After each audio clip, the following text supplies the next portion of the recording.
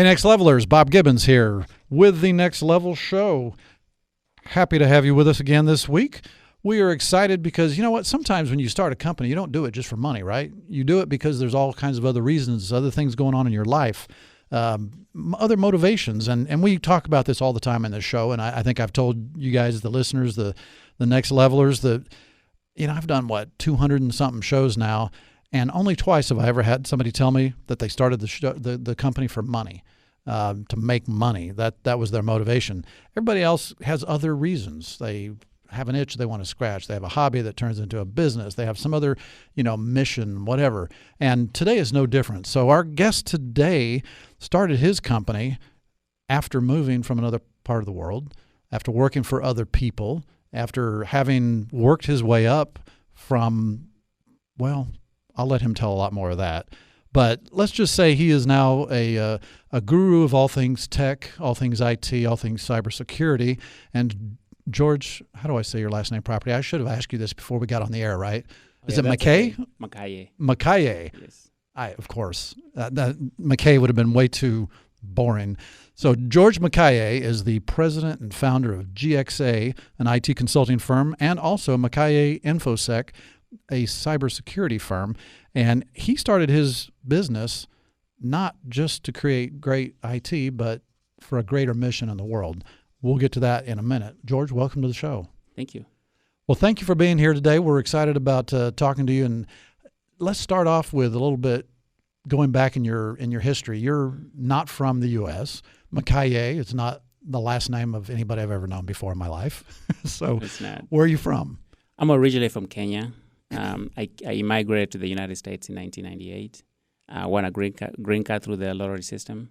Okay, green card lottery. Yeah. Green card lottery. Nice. I actually got that green card. I was in college. I went to a university in Kenya called Moi University.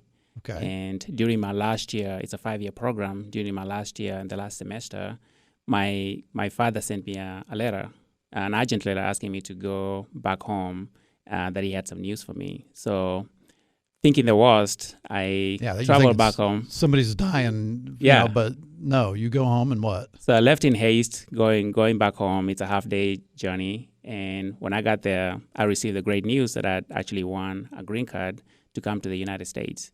Now, was that good news, really? I mean, I know that's kind of a dream for a lot of people from other parts of the world, but you're the only guy coming, right? I mean, what about the rest of the family? Well, it's great news. I mean, coming from a third world nation and having an opportunity to come to a first world nation is a dream of a lifetime for any person from a third world country. And so I knew about the green card program. I knew that millions and millions of people apply every year, and only about 50,000 people get selected to actually obtain those visas. So that's like, you mentioned lottery. That is like winning the lottery. It's a really real lottery. Big lottery. It really is. Wow. But how did you feel immediately? I mean, were you like excited, can't wait to go, or was it? I was absolutely excited. I had to finish my college. And so, you go through a series of programs and interviews with the U.S. Embassy before you actually get the green card. But I went back to college, finished my program, and then landed a job at my first IT company in Nairobi, where I worked for 6 months before I was finally given the visa to come to the United States. So how long was it from the time that you, quote, won the lottery before you got through all of that, finished college, went to work at this other company for several months, and actually were now allowed to come to the U.S.? It took about 8 months. 8 months, okay. So I'm naive about this because I didn't, even though I was born outside the U.S. in Brazil, I was born to American parents. So, it wasn't exactly a big problem to get back in the U.S. for me. And I don't remember it because I was a baby. But the assumption I had, obviously wrong, was that to get in the lottery in the first place, you had to go through all those hoops and clear all those hurdles. But you're saying it's really after you get selected that you then have to go through all those hoops. Correct. So the initial application, my father applied for all our family members. I have 5 siblings. And so he applied for everybody, including himself and my mother. Okay. And so it's a random, selection. And so I was picked, luckily and blessed, I was picked to actually be the winner from our family. And so once you get the once you win the application or the initial application, then you go through a certain process of selection and interviews, and to make sure you qualify, make sure you have the right education levels and experience, work experience, before you finally get the actual visa. Wow. Yeah. So you grew up in Kenya, and you have 5 siblings. What did your parents do? Were they business owners or? My dad was a social worker, worked for the government. Okay. And my mom was doing administrative work, working also for the government. And so both of them were employees. Interesting. Yeah. And your siblings, are they in the U.S. now, or did they stay in Kenya too? Well, 2 of my siblings are here, my elder sister and one of my younger sisters. But the rest of my siblings are back home. I'm the second born in my family. Okay. And so when I left back in '98, my siblings, most of them were still really young.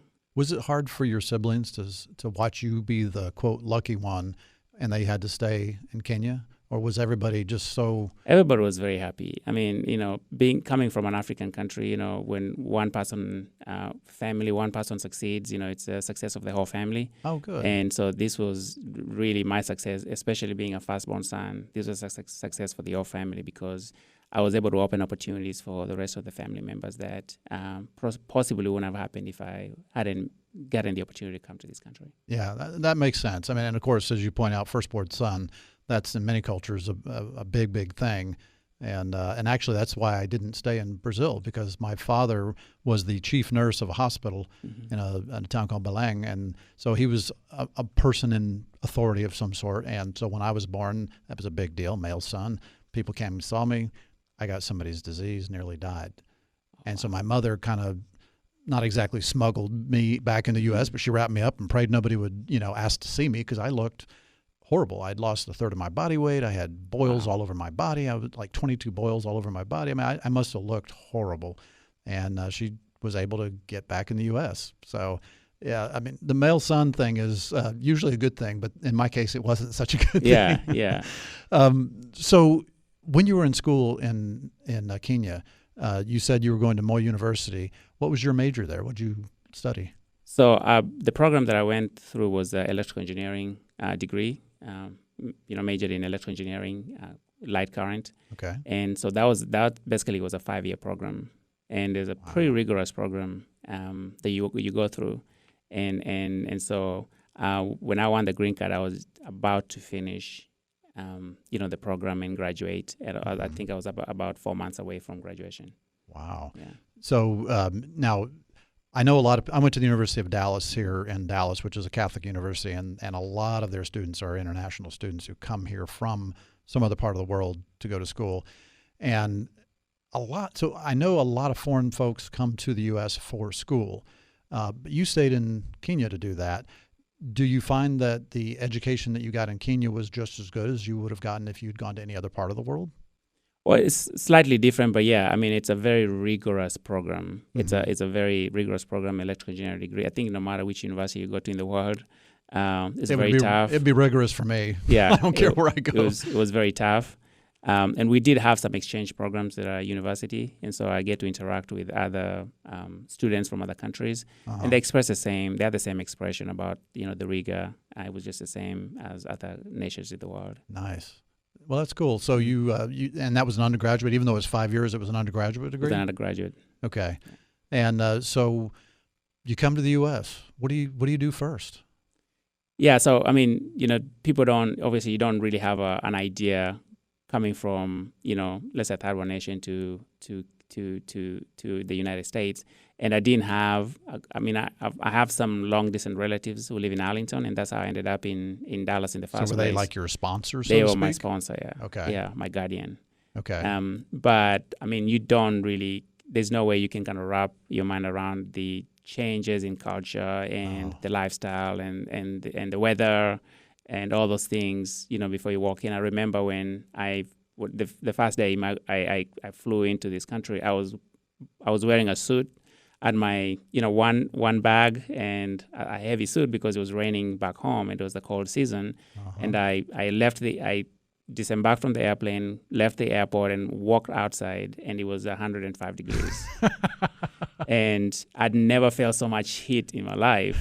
You're like, what have I done? What have I done? What I walked into, and I was waiting for my uncle to come and pick me up, and he had been late, so it took him about 45 minutes to get there. So you can imagine, by the time he got there, I was drenching wet with sweat. Oh my goodness! And I was just because you're standing out on the street. You didn't stay inside the airport. I didn't think enough to. I didn't realize I could go back to the airport and actually wait inside the. Yeah. I laugh, but you go to any other country. I mean, anybody that's traveled internationally. I mean, customs are different. People are different. You don't know. It's not like you have somebody there to hold your hand and walk you through everything. No. That's funny. I mean, I was just in Germany and Austria in February, and I didn't know that in Austria you can't drive on the Autobahn without a permit, or at least you're not supposed to. Well, the permit's only €10, but if you drive on that Autobahn without that permit, it's €120 per day. Nobody told me that. The rental car people didn't tell me that. I had a very expensive car experience in Austria and Germany because I didn't know. That's got to be compounded many, many times. Everything you do must be a new experience. It was different because when I came here, obviously, in Kenya, there's a lot of public transportation. And so the first thing when you come here, obviously, I had a green card, so I had the right to work, which is a blessing. Yeah. For most people who come to this country through student visas and other programs generally don't have that ability. And so I had to find a job because you realize you really can't function and the options are very limited if you don't have a car. Right. And so one of my long-distance relatives works at the airport, and so I landed a job at TGI Fridays at the airport, Terminal C. I still remember that. And, he would give me a ride to the airport, and, then he'd give me a ride back to the apartment. And I worked there for 6 months and saved enough money to buy a car. And you were a waiter or a dishwasher? I was doing I was doing waiting. I was waiting tables. Wow. And I was a cashier at the front desk. Did you already speak English? Yes. So Kenya, we speak English because we're a British colony. Oh, of course. Yeah. So we speak it's a British English. Yeah, it's a British English. So it's not real English. We're going to take our first break. We'll be right back after this. We are back talking to George Makaye. And he is the founder of Gxa, an IT company, and you can find them online at gxait.com. So, George, we were talking about when you first get to the U.S., you're working at TGI Fridays, you make enough money to buy a car. What do you do then? So I had a goal. Obviously, I wanted to get an IT job. You had a goal. It sounded like you said I had a girl, but it was actually a goal. Yeah. Okay. So you had a goal. I had a goal. And my goal was to get an IT job as soon as I can. But I couldn't do that because I didn't have transportation to go out and do interviews. Mm-hmm. And so once I bought my first car, then I started driving around Dallas in Fort Worth, going to interviews. I started attending IT training classes and started networking around the city. And about 3 months later, I landed my first IT job in Carrollton at a company at the time was called Stream International. It was a call center for Dell support, providing phone support for Dell computers. Nice. And so I did that. I did that for about 6 months. While I was doing that, I was still networking. I was still doing a lot more, doing training, taking training classes.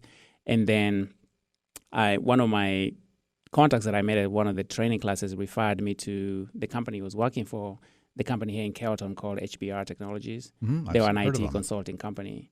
And I went out there, did an interview, and they hired me as a printer technician. And so that's... A printer technician. As a printer tech. So here you have an electronics engineering degree, and they hire you as a printer technician. Yeah, so which probably didn't even require a degree, right? No, it did not. Well, so I had obviously when I worked at Diamond Systems, I was doing computer repair, and at the time, hardware repair was a big business, mm-hmm. repairing monitors, repairing printers, repairing PCs, and so I had that expertise. But obviously, the challenge I had was even though I had an electrical engineering degree, it didn't really directly apply to a job here in the United States.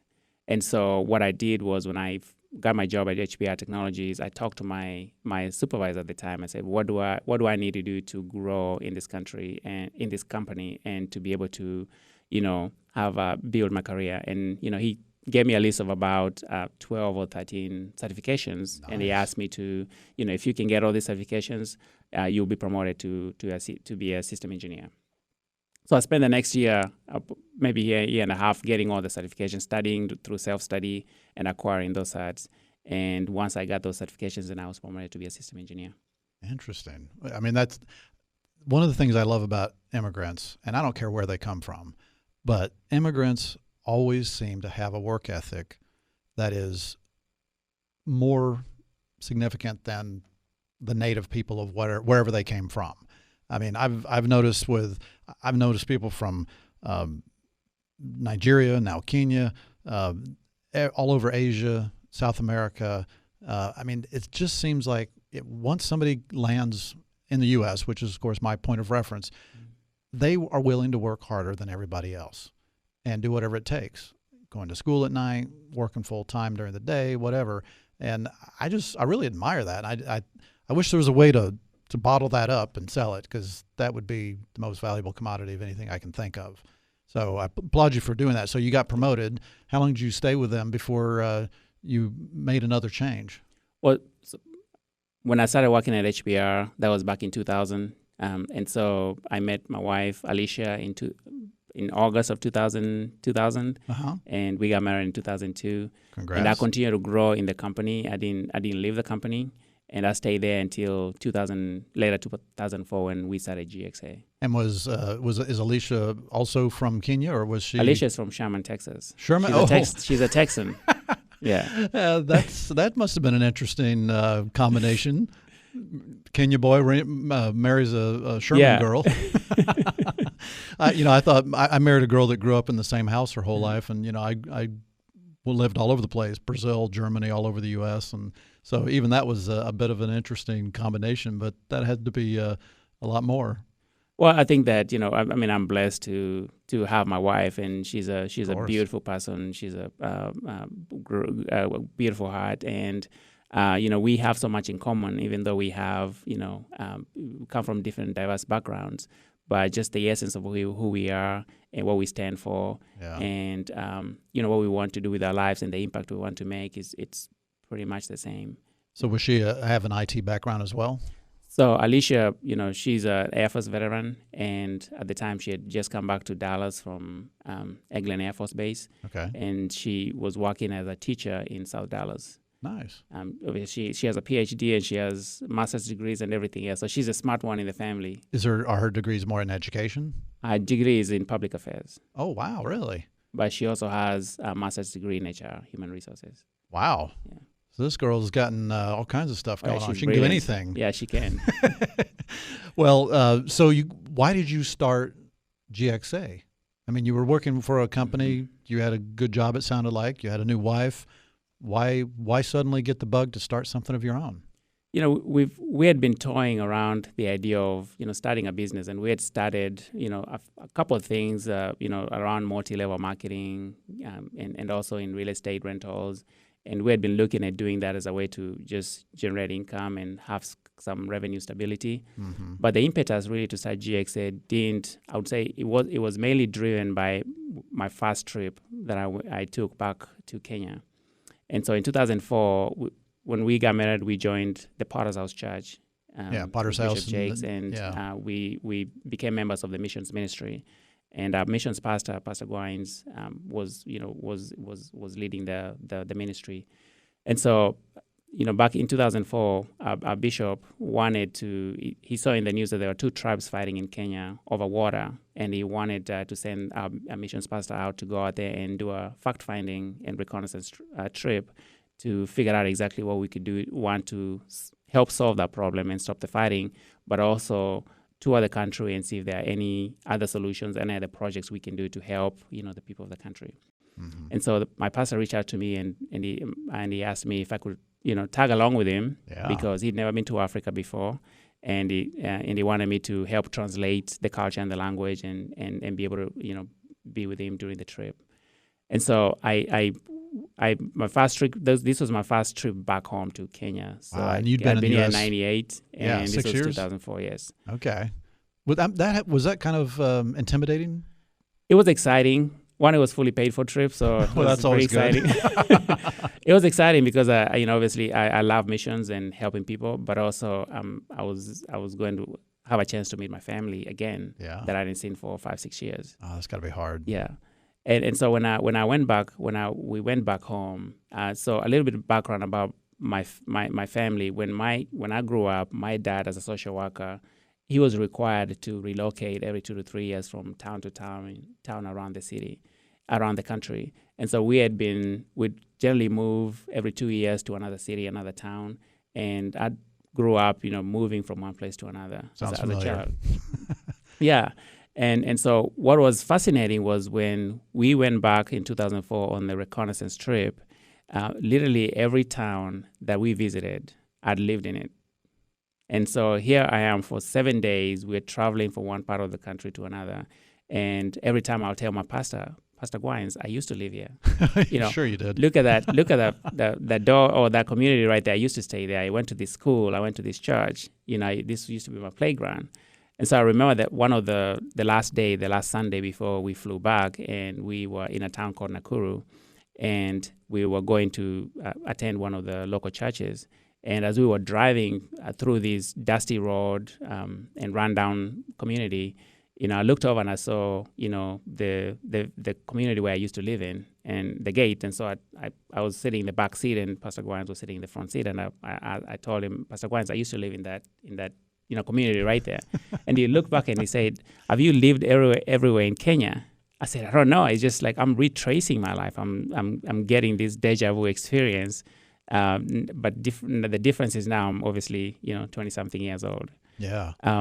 But that was, to me, that trip was a turning point in my life because one, I don't think I realized the gravity of the blessing that I've been given. Getting a green card to come to this country. Millions of people, want to live a better life and they want to come here, but they just don't have the opportunity to come here. So I was just extremely grateful for the blessing that God had given me and the opportunity He had given me. So the contrast of living in the U.S. and then going back to your home was so stark at that point. It really kind of hit you. It hit me. Interesting. Yeah. Going back and I'm actually meeting some of the people that I lived with, some of the students that I've grown up in high school, and seeing the condition they lived at, and realizing, wow, this could have been me. So you do this trip, and how does the recognition of that contrast and how lucky you've been, how's that the basis for starting a company? Well, I think the second thing was I really realized that I did not want to waste this opportunity of a lifetime, that this blessing that I'd been given. One, I wanted to make sure that I maximize the opportunity that had been given to me. But secondly, I wanted to give back. I wanted to make life better for somebody else. I wanted to be a blessing to someone else, because I realized how blessed I'd been, and I wanted to reciprocate.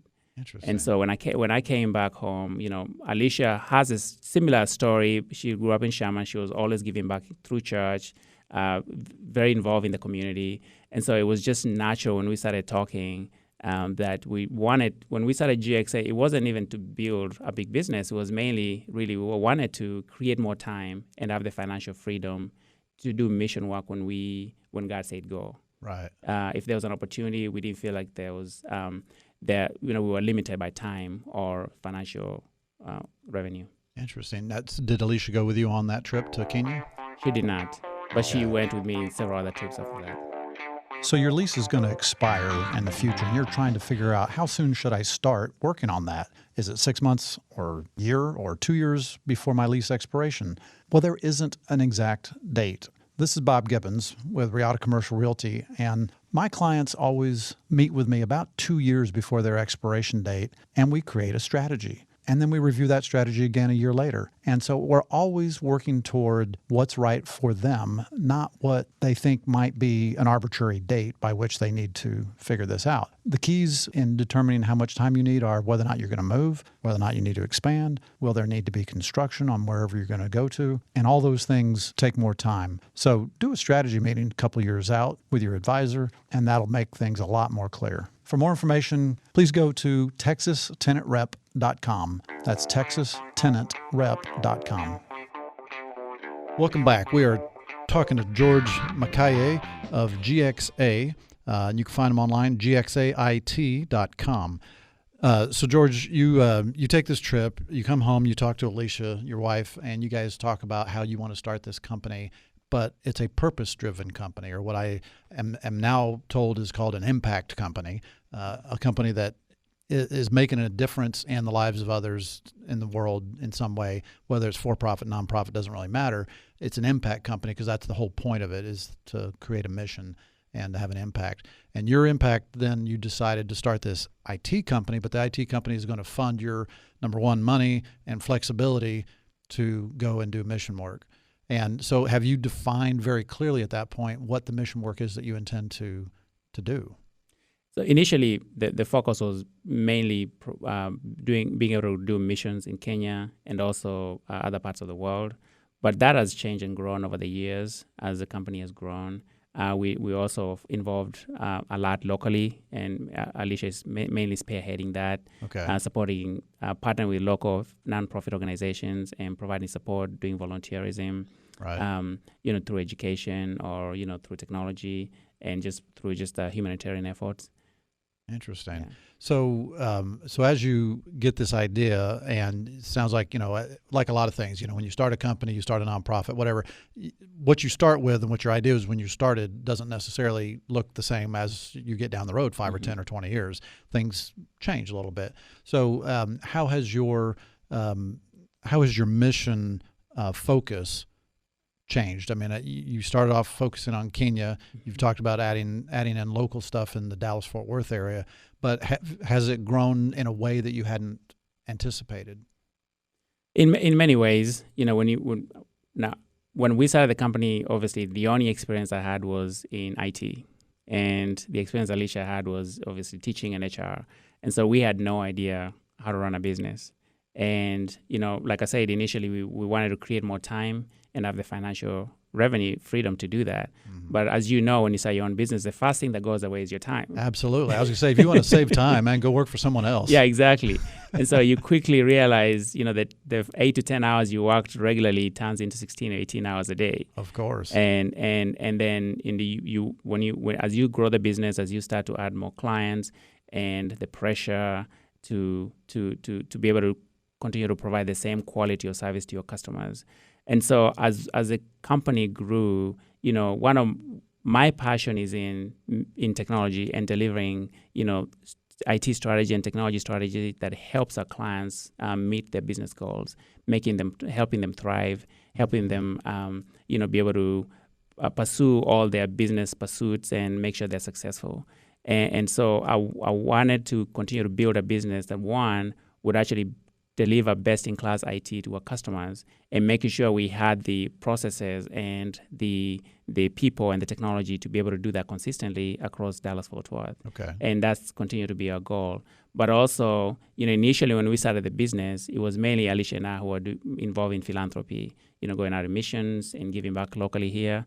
It's getting our people more involved, not only through volunteerism, but also giving them the experience of mission work, so that they can also have those life-changing experiences when they go and help somebody else go to another country and be able to give back and be a part of that vision, a part of that dream. Well, and you've grown your company to like 20-something people now, so getting them involved and letting them be a part of that mission has to be a really good thing for recruiting. I would think people would want to be part of a company.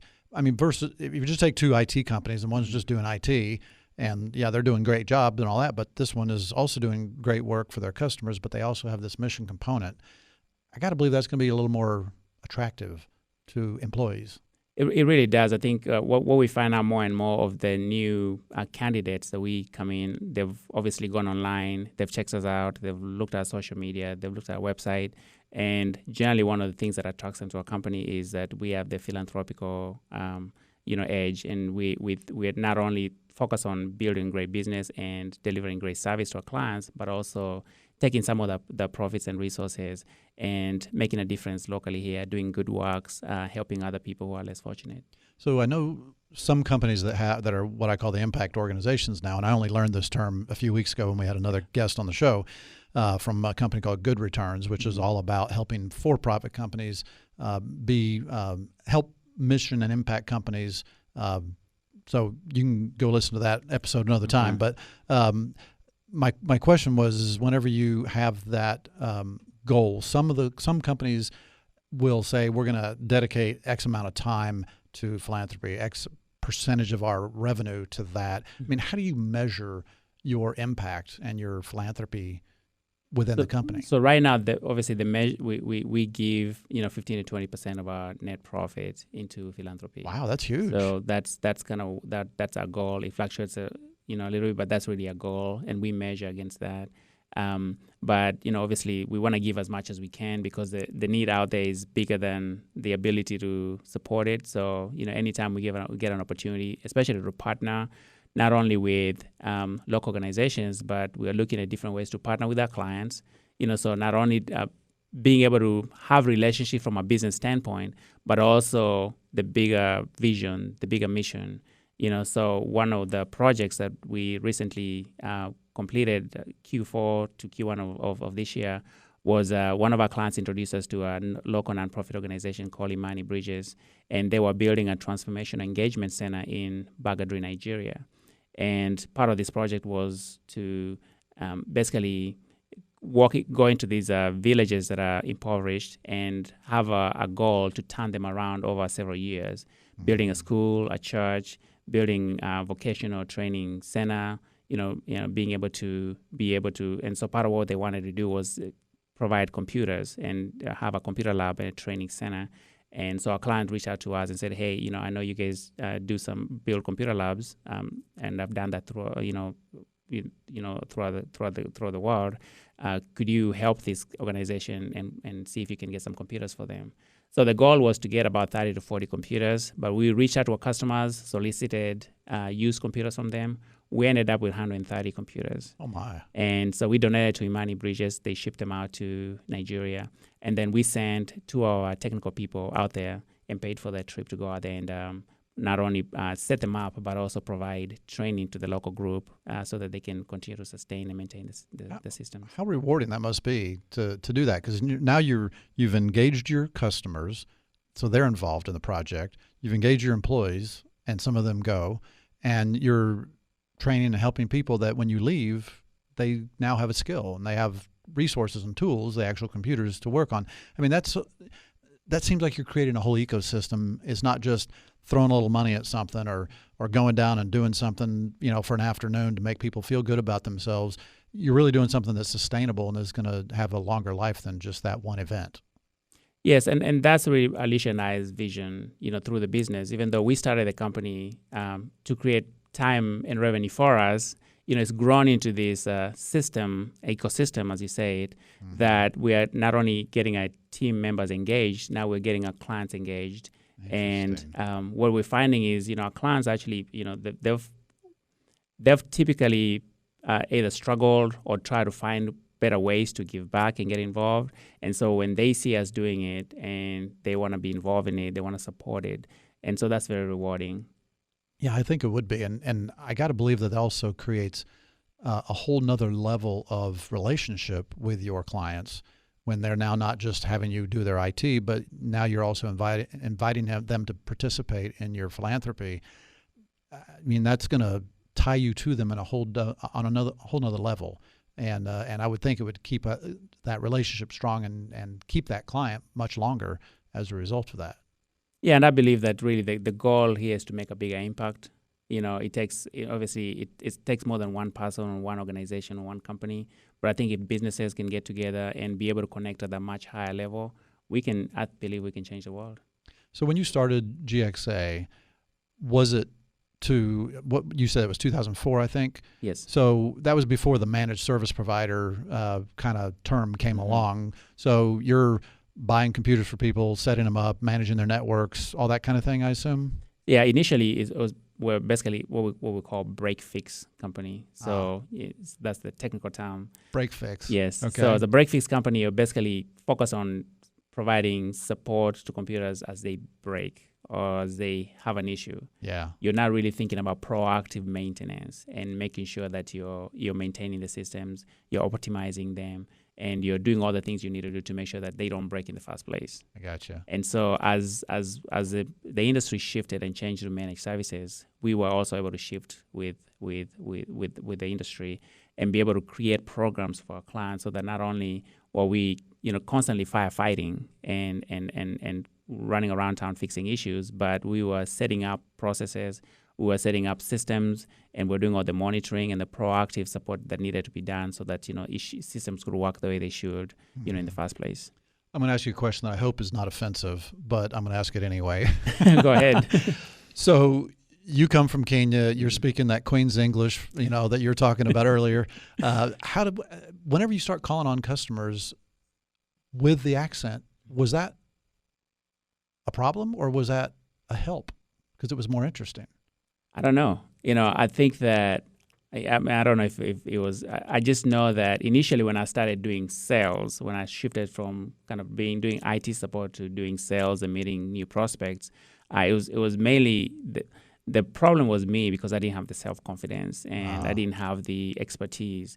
But as I became more confident, I started to be able to realize that here I was really trying to connect with new business owners who potentially had issues, and I had the solution and the expertise to solve that problem.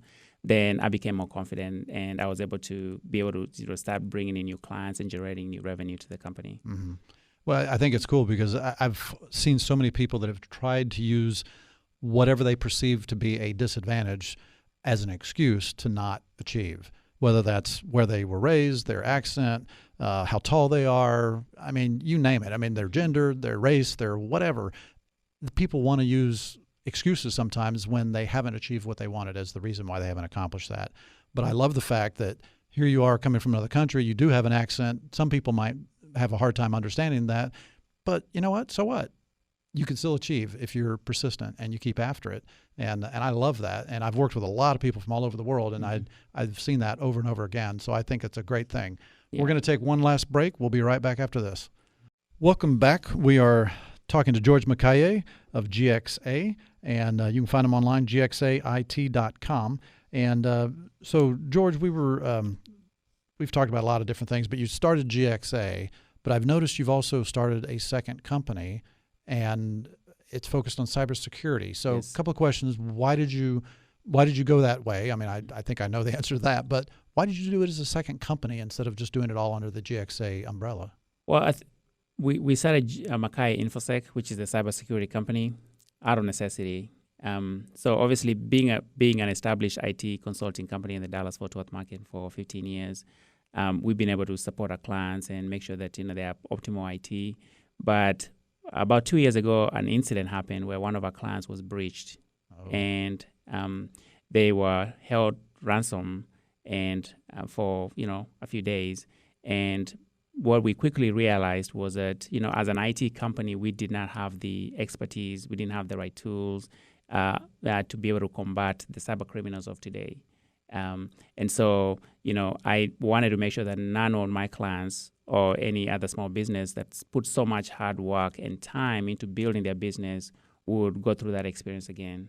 I know statistically more than 30% of small businesses that experience a major breach are not able to survive after 5 years. Wow. And so it's a big problem. I think we're at a kind of new phase of the evolution of what we call cybersecurity right now, where the theft of intellectual property, loss of data, ransomware, credit card breaches. Those are becoming normal way of life for us in cyberspace, right? And especially small businesses that obviously have intellectual property and confidential information and data that they can't afford to lose, or they can't afford to have those in the wrong hands. Mm-hmm. And so part of why we started Makaye InfoSec was to help our clients and the small businesses that don't have the big budgets like Fortune 500 companies come up with, common sense, effective cybersecurity strategies that could help them, secure their information, secure their employees, secure their information assets so that, they don't fall prey into cyber criminals. So why does that require a second company instead of doing that under the same umbrella? Because cybersecurity is a completely different, skill set. Okay. And it just requires a different way of building the company, a different way of running the processes. And initially, we tried to do it internally as part of Gxa, and it was just really hard to do that effectively.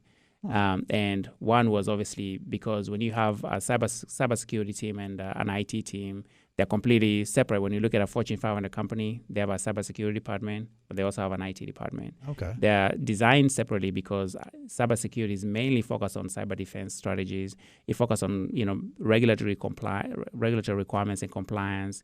It's focused on making sure that before IT can implement all these cool tools and systems, they're getting the advice and oversight from the cybersecurity team to make sure we always implementing systems with the risk management in mind. Right. And so it made more sense to actually start a different company that would not only help Gxa implement better security with their clients, but also be able to go out there and also help other small businesses. So if a client is with Gxa, and let's say somebody says, "Hey, I want you to set up this whole infrastructure for me, new computers and software and hardware and network and all this kind of thing," they're going to assume that there's cybersecurity aspects of that being considered. So does that bring in the second company, or does then Gxa sort of do that internally as part of their service, and they sub that out to Makaye InfoSec? Either way. So generally what we're doing is what Makaye InfoSec is doing is also helping Gxa, making sure our services, right, at Gxa are set up properly. We're meeting certain best practices. We used a framework called NIST, National Institute of Science Technology, to ensure that we the services we deliver and how we do it is with security in mind. And making sure we're hardening systems, we're making them more secure, making sure that we're monitoring the right way, we have the right tools. So it's also providing that advisory aspect of services to Gxa. Gotcha. But also clients who need a cybersecurity program, we're able to bring in Makaye InfoSec to actually focus on helping implement a cybersecurity aspect of their systems to protect their So you could potentially have a situation where a client already has their own IT provider, but then they hire Makaye InfoSec to focus on the cybersecurity. Yes, and we have clients who either have an internal IT or have another IT company, and they're just really looking for cybersecurity and regulatory compliance requirements. Interesting. Yeah. I mean, I guess that makes more sense. I didn't realize that would require a second company, because I've heard of other IT companies that kind of do it all under the same umbrella. But I can see why that would make sense, because if it's all done under Gxa, then I would assume that if you go to a client who already has their internal or external IT provider, they're going to be more threatened by that than they would be if it's just a cybersecurity focused company coming in and now you're consulting for them. You're an add-on to them, not a threat to them. Yeah, and I think another reason also is that, cybersecurity is a whole different animal in itself because of the way, the nature of cybersecurity. The cyber criminals are very aggressive. They're finding, advanced ways to monetize online crime. Sometimes they have highly organized organizations, cyber criminal organizations funded by this, rogue states. Right. And so the amount of knowledge and focus and expertise required to consistently stay on top of all the different technologies and threats, plus also all the regulatory requirements and the changing laws, just requires a whole different, I would say, even department. Let's say it was just one company, right? Yeah. And it's really hard to combine, your IT team that's focused more on IT administration, supporting the users, optimizing the systems, making sure that the environment and the systems are working the way they should, but also add upon cybersecurity. It just does not work really well. And what you find is that they try to do both, but it's just not really done effectively. Interesting. So, what is the biggest challenge you face every day in running your companies? I think one is just talent acquisition. Obviously, the STEM market is very competitive. Getting IT qualified and IT professionals, cybersecurity professionals is very, very, very hard because Dallas is growing, which is a great thing, but also it becomes more competitive from a talent standpoint. So that's one of the challenges we face, and we do different things. I think we mentioned a little bit of that initially around making sure that we're helping our employees and our team members grow within the company, providing training programs and career opportunities from within the organization. but also, helping them connect more with their mission, right? To give back and volunteer and just really espouse the big picture, the vision why we started the company. The other challenge we have, just like any other MSP or IT company out there, is just competition. As Dallas is growing, it's an attractive market. We have more organizations, other IT companies, national companies coming into the market, and they're either acquiring or, they're also competing, with us on because they come on the same market. So that presents a challenge, but also an opportunity. What we found is we're focused more on building relationships, tighter connections with the clients, making sure that we are really understanding what our customers need, because as small businesses, most of them growing but also shifting, their business is shifting and their needs are changing. And we want to focus on making sure that we are focused on the client and what they need, and providing the service and adjusting the services as we go, so that they align with their business goals. Interesting. You talked about the talent acquisition. That I hear that a lot from other people that come on the show. And I heard something recently that Dallas is, I think it was the third or fourth largest technology hub in the United States in terms of total technology workers. And wow.